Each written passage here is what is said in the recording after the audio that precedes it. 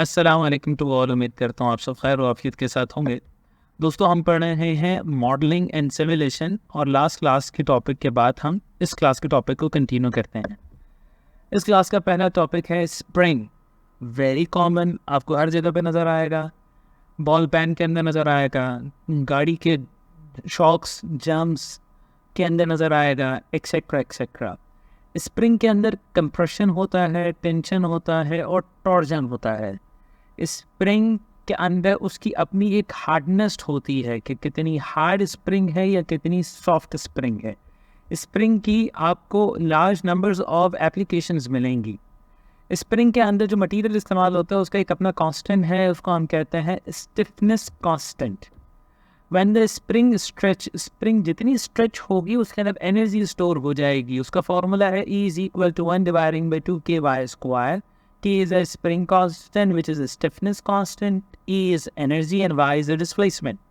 अगर बहुत सारी स्प्रिंग्स आपस के अंदर पैरेलल अटैच्ड हो तो इक्विवेलेंट स्प्रिंग कांस्टेंट निकलता है K is equal to K1, K2, K3 and so on.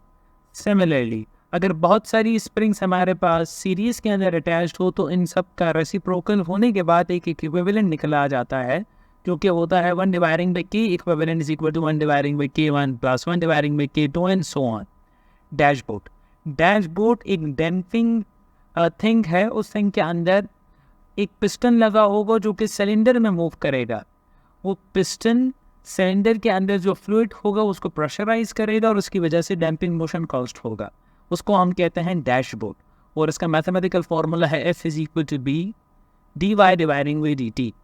Mass, mass very common thing. इसका रिलेशनशिप फोर्स के साथ है with the help of Newton second law. F is equal to m a mass into acceleration. आप formula देख सकते हैं F is equal to m और acceleration की जगह पे डबल डेरिवेटिव ऑफ डिस्प्लेसमेंट लिया है, क्योंकि single derivative of displacement is velocity and again velocity का डेरिवेटिव लेंगे तो हमारे पास एक्सेलरेशन आ जाएगा और एनर्जी स्टोर हो जाती है मास के अंदर जो है E is equal to half mv square. एक एग्जाम्पल हम कंसिडर करते हैं। Example number 2.11 show the simple mechanical translational system with a mass spring and dashboard. एक मास है जिस पे एक एंड से आप फोर्स लगा रहे हैं और अपोजिट साइड पे उस मास को अटैच किया है दो चीज़ों ने, एक स्प्रिंग के थ्रू दीवार पे कनेक्टेड है, सिमिलरली वही मास डैशबोर्ड के थ्रू दीवार पे कनेक्टेड है। अगर हम इसकी मैथमेटिकल फॉर्मूला बनाएं तो F माइनस यानी F हमारे पास है जो फोर्स राइट साइड पे आपको नज़र आ रही है, F माइनस के Y spring minus B D Y dividing में D T which is a dashboard और अल्टीमेटली इसकी नेट फोर्स निकलेगी जो कि है M D square Y dividing में डी टी स्क्वायर, यानी डबल डेरिवेटिव ऑफ वाई का स्क्वायर, क्योंकि ये F is equal to M E के फॉर्मूले से आया है, ये याद रखिएगा। हम इस न्यूमेरिकल के अंदर इंटरेस्टेड है सिंपल एफ निकालने में, तो एफ को इधर ही रखें, बाकी सारी चीज़ों को इज इक्वल टू भी उस साइड पे ले जाएंगे तो आपके पास ये इक्वेशन बन जाएगी, इक्वेशन नंबर 2.18। इस इक्वेशन का हम लैप्लास ले रहे हैं तो एफ ऑफ एस यानी सिंपल जो एफ था वो कन्वर्ट हो जाएगा एफ ऑफ एस के अंदर, एम डबल डेरिवेटिव जब हम लेते हैं तो एस स्क्वायर हो जाता है, वाई ऑफ टी कन्वर्ट हो जाता है वाई ऑफ एस के अंदर, सिमिलरली सिंगल डेरिवेटिव का लैप्लास सिंपल एस के बराबर आ जाता है, तो बी एस वाई एस और कांस्टेंट के साथ वाई था तो वाई ऑफ एस आ जाएगा। इस पूरी इक्वेशन में से अगर हम वाई ऑफ एस को कॉमन ले लें और y of s dividing by f of s होगा तो इसका एक ट्रांसफर फंक्शन डेवलप हो जाएगा, क्योंकि इक्वेशन नंबर 2.12 से आपको नज़र आ रहा है। इसी प्रॉब्लम को हम एक दूसरे प्रॉब्लम के साथ मिलाते हैं जो कि है एग्जाम्पल नंबर 3, जो कि एग्जाम्पल नंबर 3 में थोड़ी मुश्किल आपको गौर से देखना पड़ेगा। इसके अंदर हमारे पास दो अलग अलग चीज़ें हैं, एक है हमारे पास ट्रेन और दूसरे उसके साथ हमारे पास उसकी है एक ट्रेन है और उसके साथ हमारे पास दूसरा है उसकी एक कार। ट्रेन का जो वज़न है वो है m1 और उसके साथ जो कार अटैच है उसका वज़न है m2। ट्रेन और कार दोनों आपस में कनेक्टेड है with the help of spring और उस स्प्रिंग का एक कांस्टेंट है जिसको हम कहते हैं के कांस्टेंट। ग्राउंड रिएक्शन फोर्सेस और फ्रिक्शन फोर्सेस होगी जिसको हम यहाँ पे रिप्रेजेंट कर रहे हैं B1 और B2 से। M1 is train engine and M2 is car का वजन, राइट, उसके पीछे जो कार अटैच्ड है, और म्यू हमारे पास है coefficient of the friction. B का एक अपना फॉर्मूला है, बी का फॉर्मूला है B1 इज इक्वल टू म्यू1 M1G। सिमिलरली B2 का फॉर्मूला होगा, क्योंकि coefficient of the fraction of car होगी तो म्यू M2G के बराबर होगा। और इसकी हमने एक ग्रे बॉडी डायग्राम बना ली जो कि आपकी स्क्रीन पे नज़र आ रही है। ये M1 है, ट्रेन का इंजन, वो फोर्स आगे की डायरेक्शन में है, डिस्प्लेसमेंट आगे की डायरेक्शन में होगा, और कोएफिशिएंट ऑफ द फ्रिक्शन यहाँ पे B1 से रिप्रेजेंटेड हुआ हुआ है। सिमिलरली मास M2 है और ये डिस्प्लेसमेंट x2 है और इसका कोएफिशिएंट ऑफ द फ्रिक्शन है B2। अगर इसी से हम फ्री बॉडी डायग्राम बनाएं तो फ्री बॉडी डायग्राम के अंदर ये M1 है, M1 के आगे लगने वाली फोर्स है इंजन की जो कि F है, इसको पीछे जो रोकने वाली फोर्सेस है वो है उसका स्प्रिंग। तो ये आ गया K x1 माइनस x2 और ये अपोजिट डायरेक्शन में है जो कि B पीछे की तरफ जा रहा है B1। सिमिलरली अगर हम कार की बात करें तो कार पे भी हमारे पास दो फोर्सेस हैं, एक तो है स्प्रिंग जो कि उसको ट्रेन को कार को आगे की तरफ ले जा रहा है, और ये B1 ग्राउंड रिएक्शन फोर्सेस या रेजिस्टिव फोर्सेस है जो उसको पीछे की तरफ ले जा रही है, और अल्टीमेटली मूवमेंट जो नेट मूवमेंट होगी वो आगे की डायरेक्शन में होगी जो कि यहाँ पे x2 से लिखा हुआ है। यही वाली पिक्चर जो पहले थी इसको हमने यहीं पे ड्रॉ किया है। इसके बाद हम इन इक्वेशंस को समझते हैं। ये जो डबल जीरोस लगे हैं ये एक्चुअली इन्फिनिटी का सिंबल नहीं है, ये डबल डेरिवेटिव को रिप्रेजेंट कर रहा है। यानी लेफ्ट हैंड साइड पे देखिएगा m double derivative of displacement is called the acceleration, यानी ये एक फोर्स है, ये फोर्स है net force is equal to किसके बराबर, इस मास को अगर हम देखें यानी इंजन को देखें तो आगे की डायरेक्शन में फोर्स है F, तो F आ गया। बाकी ये वाली जो रेजिस्टेंस फोर्सेस है ये इसकी डायरेक्शन है हमारे पास K माइनस के साथ K x1 माइनस x2 ये आ गया, और तो हमारे पास जो पीछे की डायरेक्शन में दूसरी फोर्स हमारे पास है वो है B1, तो ये आ गया हमारे पास B1। सिमिलरली अगर हम इस फोर्स की बात करें यानी M2 मास की बात करें तो M2 इंटू x2 का डबल डेरिवेटिव, ये फोर्स आगे की डायरेक्शन में है तो ये हमारे पास आ गया K times of x1 minus x2, और यहाँ पे आ गया हमारे पास अपोजिट डायरेक्शन में है B। प्लीज़ गौर से देखिएगा ये वाली माइनस की साइन एक्चुअली डायरेक्शन को रिप्रेजेंट कर रही है। अगर इस माइनस को हटा भी दे तो हमारे पास ये क्या आ जाएगा, ये माइनस ही यहाँ पे लिखा जाएगा, यानी F2 के लेफ्ट हैंड साइड पे है, आगे की तरफ ले जा रहा है, और ये वाला जो माइनस है स्प्रिंग के साथ ये पीछे की डायरेक्शन में जा रहा है, इसकी वजह से ये माइनस यहाँ पे शो किया हुआ है। सिमिलरली अगर हम B की बात करें तो B भी अपोजिट डायरेक्शन में पीछे की डायरेक्शन में, तो देखिए यहाँ पे मैंने माइनस शो नहीं किया, मगर इस इक्वेशन में तो माइनस लिखा जाएगा। यहाँ पे माइनस लिखने का मकसद सिर्फ ये है कि आपको सिर्फ डायरेक्शंस का पता चले कि पॉजिटिव का मतलब आगे जाना और पीछे का मतलब है यहाँ पे नेगेटिव जाना, राइट। अब ज़रा देखिएगा अगर हम दूसरे मास की बात करते हैं तो उसकी इक्वेशन की अंदर हमारे पास आ गया K times of this minus B2, और B2 का फॉर्मूला है ये। इन दो इक्वेशंस को बनाने के बाद हम इसकी मदद से ये चार इक्वेशंस बनाएंगे। वो कैसे, ज़रा देखिएगा। हमने ये कहा कि single derivative of displacement is called the velocity, और अगर हम इंजन की बात करें तो x1 का displacement x1 dividing by dt is velocity 1। अगर वेलोसिटी 1 का अगर हम दूसरी दफ़ा डेरिवेटिव करें तो ये एक्सेलरेशन हो जाएगा, और एक्सेलरेशन किसके बराबर होगा, जो कि ये वाला फॉर्मूला है एक्सेलरेशन ऑफ x1 m1 को इज इक्वल टू के राइट हैंड साइड पे भेज दें तो f डिवाइडिंग में m1 minus this whole bracket dividing में m1 minus mu something dividing में m1। तो अगर मैं सबसे पहले इस ब्रैकेट की बात करूँ तो माइनस x माइनस के x1 के नीचे आएगा m1, तो देखिए यहाँ पे m1 लिखा हुआ है, फिर ये माइनस और माइनस प्लस हो जाएगा, यानी f माइनस माइनस प्लस यानी k x2 डिवाइडिंग में m होगा, तो ये देखिएगा k x2 डिवाइडिंग में m1 और ये प्लस में लिखा हुआ है। सिमिलरली ये f के नीचे m1 चला जाएगा, प्लस में है तो ये 1 डिवाइडिंग में m1 इंटू f हो जाएगा, और m1 से ये वाला m1 जो म्यू जी के साथ है वो कैंसिल हो जाएगा, तो हमारे पास यहाँ पर रिमेनिंग होगा म्यू जी v1। वैसे ही अगर हम दूसरे मोशन की बात करें यानी कार की वेलोसिटी की बात करें तो displacement of the car dividing by time is called the velocity, और velocity dividing by time is called the acceleration, यानी हम इस इक्वेशन की बात कर रहे हैं।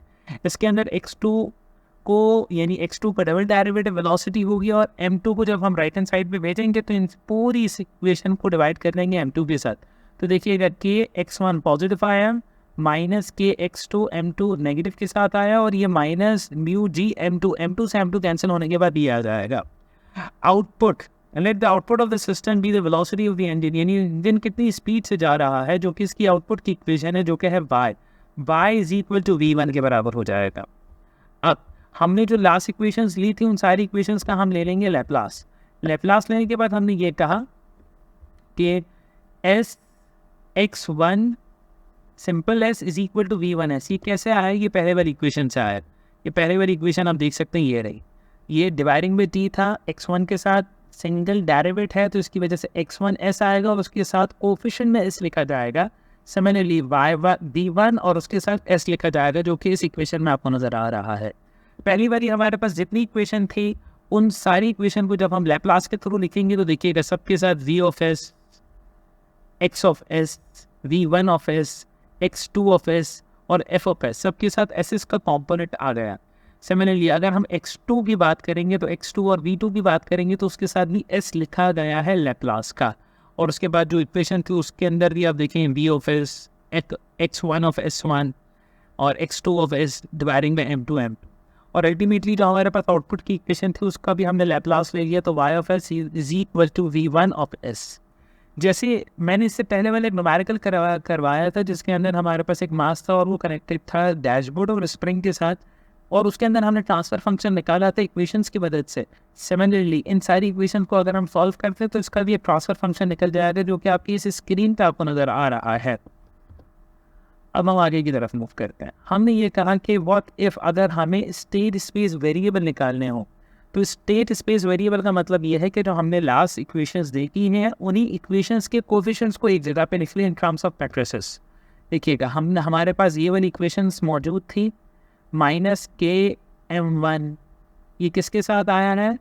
एक्स वन के कॉम्पोनेंट के साथ आया है। तो देखिएगा हमने यहाँ पे लिखा है label x one we one जो कि इंजन की बात है, एक्स टू वी टू जो कि कार की बात है। सिमिलरली ये 4/4 का मैट्रिक्स है तो यहाँ पे X one we one X two V two आएगा। Similarly X one we one X two V two यहाँ पे आएगा, जैसे हम स्टेट स्पेस की वेरिएबल्स की मदद से मैट्रिसेस क्रिएट करते हैं। तो अगर मैं पहली इक्वेशन देखूं यहाँ पे, तो पहली इक्वेशन में x1 के साथ सिर्फ v1 है, तो इसका मतलब v1 हमारे पास कौन सी पोजीशन पे आता है? v1 हमारे पास आता है सेकेंड पोजीशन पे। जैसे फर्स्ट पोजीशन पे x1 है, दूसरी पोजीशन पे v2 है, तो x1 का x1 के साथ तो कोई फॉर्मूला नहीं था यार, इक्वेशन में x1 के साथ x1 नहीं था, सिर्फ v1 था। तो इसकी वजह से x1 के साथ v1 था तो यहाँ पे उसका कोफिशिएंट 1 था, तो यहाँ पे 1 आ गया और बाकी सारी जगहों पे 0 आ गया। सिमिलरली अगर हम पहले वाले इक्वेशंस को फिर से देखें और इस इक्वेशन को देखें v1 को, तो v1 के साथ x1 का कोफिशिएंट है माइनस k डिवाइडिंग में m1, x2 का कोफिशिएंट है k डिवाइडिंग में पॉजिटिव m1 और v1 का कोफिशिएंट है माइनस म्यू जी। और देखिए v2 के हमारे पास कोई कोफिशिएंट नहीं है, तो इन सारे कोफिशिएंट को हम यहाँ पे लिख लेंगे। x1 का कोफिशिएंट था माइनस k डिवाइडिंग में m1, v1 का कोफिशिएंट था माइनस म्यू जी, x2 का कोफिशिएंट था पॉजिटिव k डिवाइडिंग में m2 m1 और v2 का कोई कोफिशिएंट नहीं था, तो इसकी वजह से यहाँ पे 0 आ गया। अगर हम x2 की तरफ जाएं तो देखिएगा हमारे पास x2 की इक्वेशन आ गई है। x2 किसके साथ है? v2 के साथ है, तो x2 v2 के साथ ही लिखा जाएगा, बाकी इसके अंदर x1 v1 और x2 0 0 आ जाएगा। तो हम यहाँ पे देखते हैं क्या ये 0 0 आता है क्या नहीं। तो देखिएगा सारी चीज़ें 0 0 हैं, सिर्फ यहाँ पे हमारे पास v2 आ रहा है। सिमिलरली अगर हम v2 की इक्वेशन बनाते हैं तो v2 की इक्वेशन के अंदर हमारे पास क्या है? x1 है, x2 है और v2 है, यानी v1 नहीं है इस केस में। x1 का कोफिशिएंट है k डिवाइडिंग में m2, x2 का कोफिशिएंट है माइनस k डिवाइडिंग में m2। तो देखिएगा बिल्कुल इसी तरीके से ये वन इक्वेशंस बनी वो, k डिवाइडिंग में m2 माइनस k डिवाइडिंग में m2 और यहाँ पे v2 था, v1 नहीं था। तो ये तो हमारे पास ये मैट्रिक्स बन गया। बट अगर हम इन्हीं मैट्रिक्स के अंदर देखें कि हमारे पास कहीं फोर्स आ रही थी, तो अगेन हम जाते हैं पहले वाली इक्वेशंस के अंदर और यहाँ पे देखते हैं कि इन चारों इक्वेशंस में 1 2 3 4 v1 की इक्वेशन के अंदर फोर्स आ रही है m1 के साथ। तो देखिएगा यहाँ पे हमने फोर्स के कंपोनेंट के साथ v1, पहला है x1, दूसरा है v1 x2 v2, तो हमारे पास यहाँ पे v1 है और v1 के साथ f अटैच था और v1 का कोफिशिएंट था 1 डिवाइडिंग में m1, तो यहाँ पे इसकी वजह से 1 डिवाइडिंग में m1 आया। सिमिलरली हम अपने आउटपुट की इक्वेशन देखते हैं।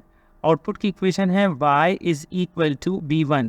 देखिएगा ना x1 है, ना x2 है, ना v2 है, इसीलिए यहाँ पे हमारे पास आउटपुट की जो इक्वेशन आई है तो उसके अंदर हमारे पास सिर्फ यहाँ पे v1 है, x1 0, x2 0 और v2 0 और f एफ टी यानी force with respect of the time भी नहीं है, क्योंकि आउटपुट सिर्फ output y is equal to only v1, तो ये इसकी इक्वेशन बन गई। अब इन सारी इक्वेशंस को प्लान करने के बाद, स्टेट स्पेस वेरिएबल की शक्ल में लिखने के बाद, हमने अल्टीमेटली इसका मैटलैब प्रोग्राम बनाया। मैटलैब प्रोग्राम के लिए हम मैटलैब की विंडो पे चले जाते हैं। ये आ गई हमारे पास मैटलैब की विंडो। इस मैटलैब की विंडो को हम अंडरस्टैंड करते हैं तो देखिएगा, हमने यहाँ पे लिखा है क्लियर ऑल, सारी चीज़ों को क्लियर कर दीजिएगा। CLC spring constant, stiffness constant हमारे पास है 35 के बराबर, मास 1, इंजन का वजन 1800 kg, कार का वजन 1000, coefficient of the friction is 0.05, gravity 9.8, force जो आगे लग रही है वो है 100 के बराबर। A matrix, B matrix, X matrix जो अभी हमने ड्राइव किया, ए मैट्रिक्स के अंदर आप देख सकते थे, आपको याद भी होगा 0 1 0 0 था, फिर -t डिवाइडिंग में m1, और जो पूरा मैट्रिक्स था वो हमने यहाँ पे लिख दिया। अब इसके अंदर हमने यहाँ पे k, m, म्यू और g सारी चीज़ों की जो वैल्यू ऊपर डिफाइन की है वो यहाँ पे आ गई। सिमिलरली बी मैट्रिक्स को हमने लिखा है, एक्स मैट्रिक्स को लिखा है, और अब हमने ये कहा कि टाइम स्टार्ट हो रहा है t = 0 से। t सिम एक वेरिएबल हमने कॉल किया जिसकी वैल्यू थी 3। d ऑफ c जो इंटरवल आएगा वो आएगा 0.02 के बराबर। n यानी राउंड ऑफ करेंगे हम किसको, t sum minus t dividing by dt को। अब एक लूप चलेगा फॉर i से लेके 1 से लेके n तक, और n का मतलब हमने यहाँ पे ऊपर डिफाइन कर दिया। x1 i जो कि आइट्रेशन होगी, कॉमा कोलन, यानी कोलन के अंदर वैल्यू फीड इन होती चली जाएगी t, x कॉम्प्लीमेंट को, x हमारे पास ये और उसका कॉम्प्लीमेंट। ये कॉम्प्लीमेंट हम क्यों कर रहे हैं, क्योंकि अल्टीमेटली हमें यहाँ पे मैट्रिक्स सॉल्व करना है, मैट्रिक्स सॉल्व करना है और t की वैल्यू को अपडेट कर देना है। अगर आपने मेरे पहले लेक्चर्स देखे हैं तो उन पहले लेक्चर्स के अंदर भी हमने ऐसी ही प्रोग्रामिंग्स की है। तो हम जो फॉर्मूला करके आते हैं फिर हम उसको मैटलैब पे लिखते हैं। तो यहाँ पे फॉर का लूप चलेगा और फिर अल्टीमेटली हम प्लॉट करना चाहते हैं, x पे हमारे पास आ जाएगा, ऑन एक्स एक्सिस हमारे पास एक वैल्यू आएगी और y एक्सिस पे हमारे पास ये 4 वैल्यूज़ आएंगी, यानी 2 से लेके 5 तक, यानी 2 3 4 5 4 वेरिएबल्स आउटपुट आएंगे y पे और उसको हम लेबल कर देंगे। जैसे हम इस कोड को प्ले करते हैं तो प्ले करने के बाद हमारे पास इसका आंसर आता है। ये आंसर बहुत इंटरेस्टिंग है। इस आंसर को अगर हम गौर से समझे तो हमारे पास एक्चुअली 4 ग्राफ है। x1 जो कि ब्लू से रिप्रेजेंटेड है, v1 जो कि रेड से रिप्रेजेंटेड है, इसके अलावा हमारे पास x2 जो कि ऑरेंज से रिप्रेजेंटेड है और v2 जो कि वायलेंट कलर से रिप्रेजेंटेड है, पर्पल से। हमारे पास ये 2 ग्राफ जो कि x1 और v1 के हैं, ये तो ट्रेन के इंजन के हैं, और x2 और v2 हमारे पास कार के हैं। x1 और v1 को देखें तो यानी ये वो वाला पॉइंट है जहाँ पे x1 और v1 इंटरसेक्ट कर, और इस इंटरसेक्ट का मतलब ये है कि अल्टीमेटली हमारा गोल ये था कि हम एक टॉय ट्रेन को इस तरीके से डिज़ाइन करें कि उसके अंदर अगर एक पानी का ग्लास है तो ट्रेन स्टार्ट होगी, ट्रेन स्टॉप होगी तो वो ग्लास गिरेगा नहीं, उसमें से पानी नहीं गिरेगा। तो इसके लिए हमें कुछ वेलोसिटी चाहिए थी, कुछ एक्सेलरेशन चाहिए थी। वो कौन सी वैल्यू की थी वो इस ग्राफ से हमें नज़र आ रहा है। सिमिलरली अगर हम ट्रेन की कार की बात करेंगे तो कार का ग्राफ जो कि बहुत क्लोजली रिलेटेड है, यानी कार की स्पीड यानी वेलोसिटी और उसकी एक्सेलरेशन अप्रॉक्सीमेटली सेम होगी। अब हमारे पास एक दूसरी एग्जाम्पल है, एग्जाम्पल नंबर 2.13। एग्जाम्पल क्या है, determine the size of the capacitor. An electrical capacitor has an unknown capacitance. In order to define its capacitance, it is connected in the circuit. ज़रा circuit को समझिएगा। हमारे पास एक कैपेसिटर है जो कि एक स्विच के थ्रू कनेक्टेड है। अगर स्विच बी पे अटैच्ड होगा तो ये कैपेसिटर चार्ज हो जाएगा with the help of voltage. अगर ये कैपेसिटर ए पे अटैच होगा, अगर ये स्विच ए पे अटैच होगा तो अब ये कैपेसिटर डिस्चार्ज होगा, यानी चार्जिंग एंड डिस्चार्जिंग के लिए ये स्विच है, ये टॉगल स्विच है। बी पे अगर है टॉगल तो चार्ज है, और अगर ए पे आएगा तो ये डिस्चार्ज हो जाएगा। इसके लिए हमने इसका एक ग्राफ प्लॉट किया, यानी with respect of the time हमने ये देखा कि चार्जिंग और डिस्चार्जिंग क्या आती है, और उसका इंटरवल है 1 सेकेंड का और 10 सेकेंड का हमने डेटा अपने पास सेव किया। तो हमने ये कहा कि हमारे पास जो with respect of the time 1 से लेकर 10 सेकेंड तक और उसकी जो वोल्टेजेस आ रही है वो आ गई ये। फिर हमने ये कहा सोल्यूशन V = V0। V का मतलब है वोल्टेज, V0 का मतलब है इनिशियल वोल्टेज जो कि कैपेसिटर के अंदर था, e⁻⁻t डिवाइडिंग बाय RC। अब V0 is initial voltage, R is resistance, C is capacitance. इस इक्वेशन का अगर हम लॉग नेचुरल लेते हैं तो लॉग नेचुरल लेने के बाद हमारे पास ln ऑफ v हो जाएगा। लॉग के अंदर जो चीज़ मल्टीप्लाई होती है वो चीज़ प्लस में कन्वर्ट हो जाती है, और जो पावर होता है वो कोफिशिएंट में कन्वर्ट हो जाता है। तो ये देखिए, ये जो पावर है वो कोफिशिएंट में कन्वर्ट हो गई, यानी -1 dividing the RC t plus ln of v। इस इक्वेशन को हम मिला रहे हैं, ज्वाइन कर रहे हैं किसके साथ, एनालॉगी क्रिएट कर रहे हैं इक्वेशन ऑफ लाइन के साथ, जो कि है y is equal to mx plus b। y का मतलब इस इक्वेशन में आ गया ln ऑफ v, x का मतलब इस इक्वेशन में आ गया है t। तो इसका मतलब m और b जिसके बराबर है, m है हमारे पास माइनस यानी स्लोप -1 डिवाइडिंग बाय RC के बराबर है, और b जो कि इंटरसेप्ट होता है वो है हमारे पास ln ऑफ v के बराबर, क्योंकि यहाँ चीज़ लिखी हुई भी है। This equation as a form, इस इक्वेशन की जो फॉर्म है वो y is equal to mx plus b के बराबर है। इस पूरे डेटा को हम फिट करेंगे with the help of polyfit function. अब पॉलीफिट फंक्शन होता क्या है, मैटलैब की हेल्प पे जाके पढ़ें पॉलीफिट होता क्या है। इसके अंदर डिपेंडेंट वेरिएबल, इंडिपेंडेंट वेरिएबल है t, जिसको जैसे मैंने आपको एक्सप्लेन किया, और ln of y is a dependent variable जो कि एक्चुअली y के बराबर था। ln ऑफ v जो कि डिपेंडेंट वेरिएबल है जो कि y के बराबर था। और इसके अलावा m और b हमारे पास कोफिशिएंट है जो कि पॉलीफिट के फंक्शन से आएंगे। हमने कुछ कैलकुलेशंस की और c की वैल्यू निकाली -t डिवाइडिंग बाय rm, और b की वैल्यू हमने निकाली जो कि है हमारे पास b की वैल्यू हमने निकाली जो कि है e⁻b के बराबर। इसके बाद हमने मैटलैब का एक स्क्रिप्ट का कोड लिखा जो कि है रेजिस्टेंस स्टार्टिंग में 2000 के बराबर थी, यानी 2k के बराबर थी। t की वैल्यू 1 से लेकर 10 तक, वोल्टेज की वैल्यू जो कि गिवन थी। p पॉलीफिट का फंक्शन हमने क्रिएट किया, c और v नॉट का फॉर्मूला हमने पहले से लिया था, और इसके अंदर हमने t प्लॉट करिएगा 0 से लेकर 10 तक जाइएगा with interval of 0.1। b plot के अंदर हमने वही पहले वाला फॉर्मूला लिखा है, b not is to the power this.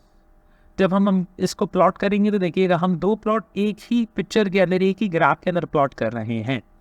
उस फिगर के अंदर हमने ये कहा कि t, v को प्लॉट करिएगा, फिर t प्लॉट और v प्लॉट को प्लॉट करिएगा, मगर इन दोनों ग्राफ को सेपरेट करिएगा किसकी मदद से, सर्कल की मदद से। यानी आप देख सकते हैं एक तो है हमारे पास रेड ग्राफ और दूसरा है हमारे पास ब्लू सर्कल्स। तो ये ब्लू सर्कल एक अलग ग्राफ को रिप्रेजेंट कर रहा है, और रेड लाइन जो एक अलग ग्राफ को रिप्रेजेंट कर रही है। एक्सपोनेंशियल डिके और कैपेसिटर डिस्चार्ज बिल्कुल इसी तरीके से होता है। सवाल याद करिएगा, सवाल था कि कैपेसिटेंस की क्या वैल्यू होगी, तो इस ग्राफ से हम उन कैपेसिटेंस की वैल्यू निकाल सकते हैं। अब एक दूसरा प्रोजेक्ट है जिसको हम इंशाल्लाह ताला नेक्स्ट क्लास में डिस्कस करेंगे। उम्मीद करता हूँ आपको मेरा लेक्चर समझ आया होगा, पसंद आया होगा। Thank you very much.